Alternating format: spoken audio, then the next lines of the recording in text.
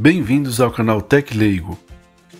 Hoje vou ensinar você como você pode recuperar o aplicativo de câmera do seu Galaxy J5. O modelo recuperado no vídeo foi de um Galaxy J5 modelo SMJ500M de uma colega de trabalho. O aparelho em questão estava com a câmera inutilizada até para chamadas de vídeo, incluindo reuniões. Agora vamos ao passo a passo. Primeiro, toque em Configurações, Aplicativos, Gerenciador de aplicações, Câmera, Armazenamento, Limpar dados e Apagar. Vocês podem perceber que a câmera ainda não funciona.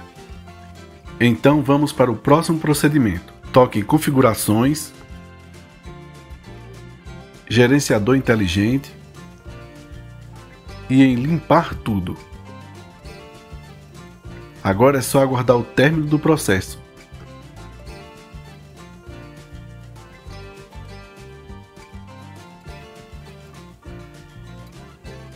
Pressionar o botão de desligar e tocar em Reiniciar.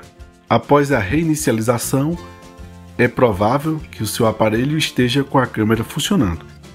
Se esse vídeo foi útil para você, faça a sua inscrição, deixe o seu like, compartilhe e ative o sininho. Muito obrigado!